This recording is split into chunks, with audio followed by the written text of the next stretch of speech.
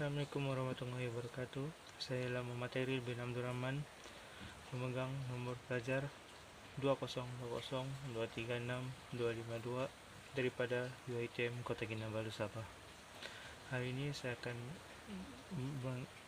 akan menerangkan tentang video ikhtiar hidup, yaitu tentang ikatan, tali, dan dua pelajaran kawat.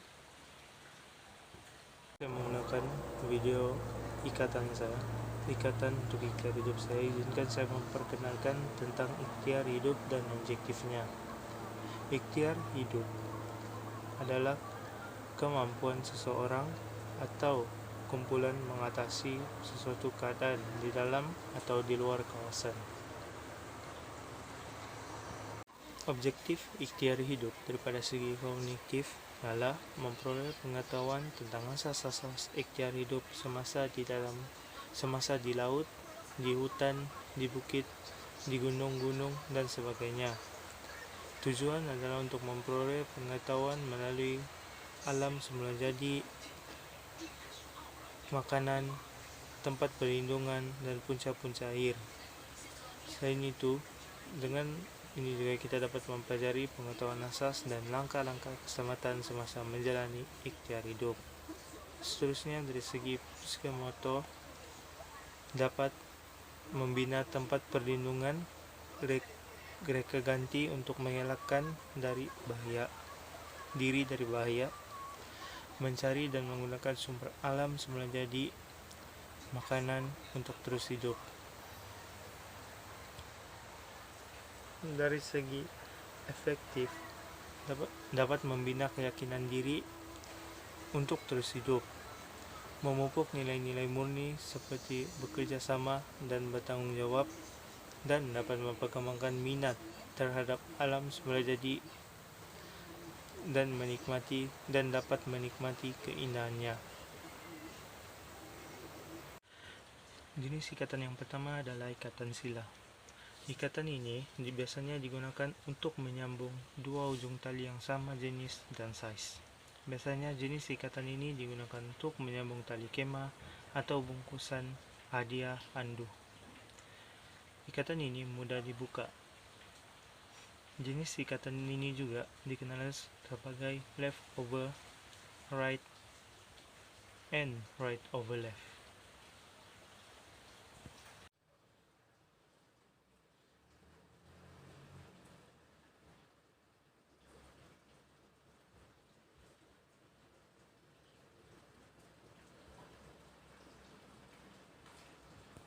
Ikatan kedua ialah ikatan bunga getty. Ikatan ini biasanya digunakan untuk menyambung dua ujung tali yang berlainan jenis.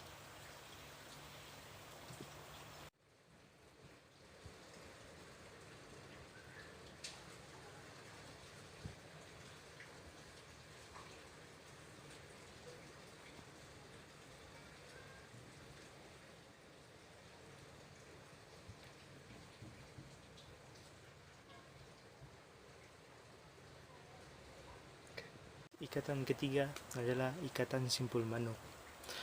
Ikatan ini digunakan untuk mengikat benda yang licin seperti kayu, ujung pancang, kemah, botol, dan sebagainya. Ia juga mudah diikat atau disimpulkan dan mudah untuk ditanggalkan.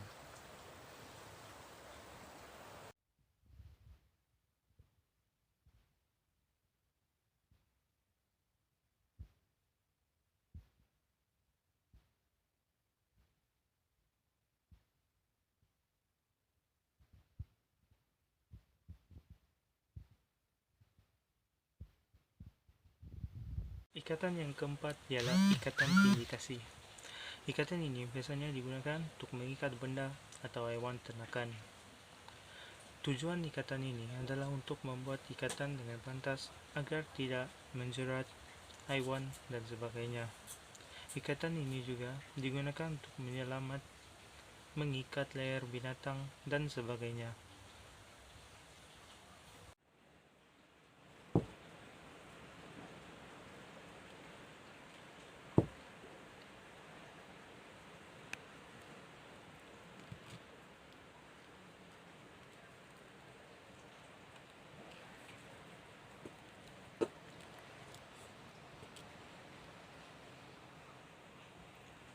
ialah ikatan simpulan penjuri.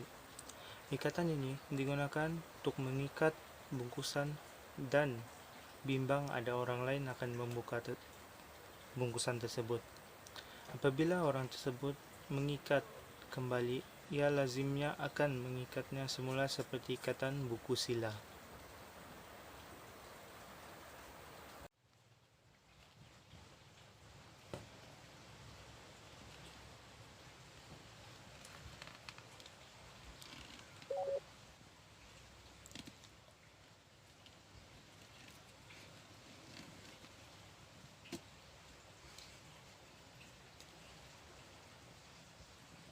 Ikatan keenam ialah ikatan pengail.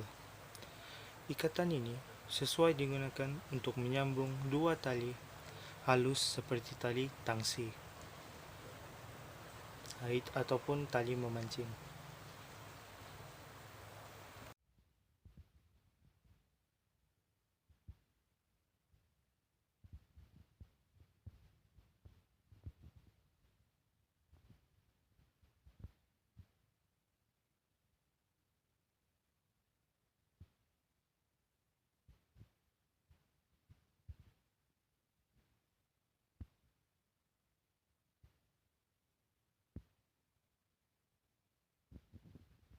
Ikatan ketujuh ialah ikatan figure 8 atau lebih dikenali sebagai ikatan 8. Ikatan ini ialah ikatan mematikan ujung tali. Ikatan sementara yaitu ikatan sementara di ujung tali agar ia tidak terburai jika tali pecah atau tercabut. Ia juga menahan tali agar tidak tercabut dari blok takal, lebih berguna kerana mudah dibuka.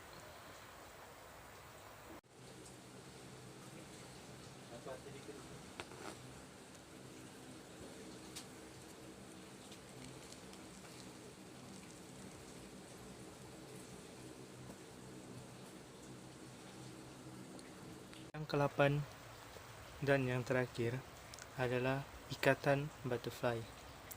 Ikatan ini biasanya digunakan untuk menggantung atau memegang barangan apabila anda berada di hutan atau ketika anda sedang berkemah.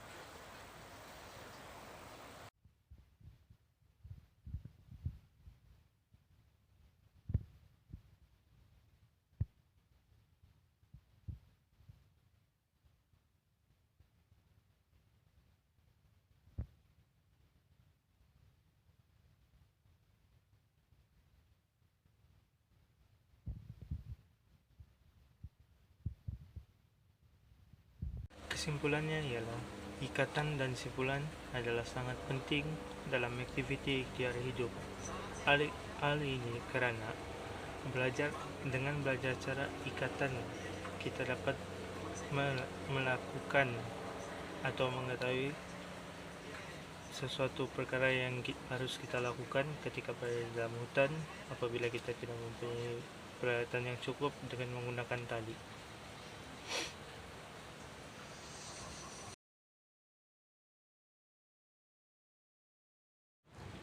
Squat ke kanan, lurus, 1, 2, 1, 2,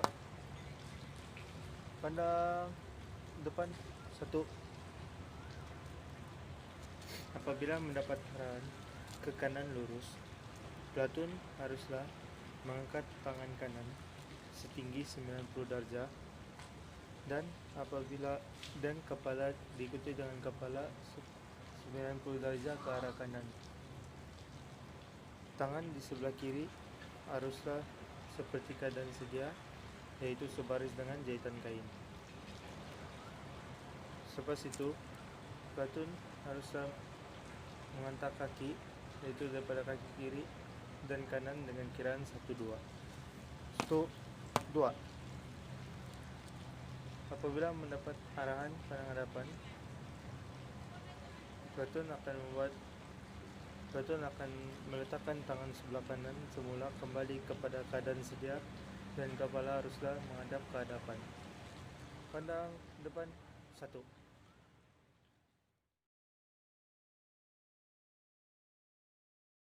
Squat akan bergerak ke kanan, pusing, tunggu.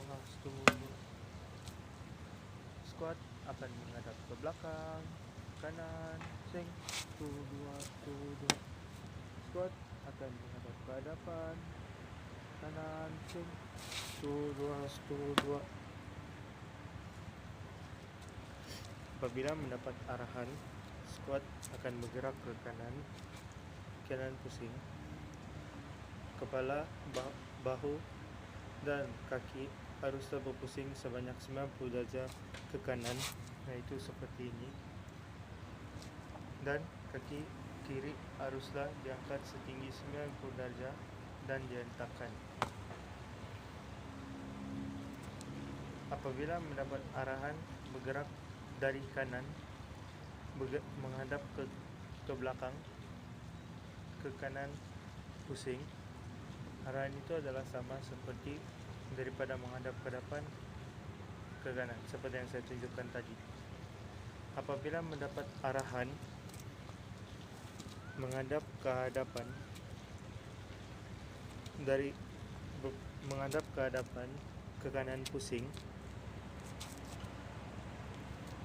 pelatun haruslah berpusing sebanyak 90 darjah dari arah belakang, kemudian mengangkatkan kaki kiri setinggi 90 darjah, kemudian mengangkatkannya.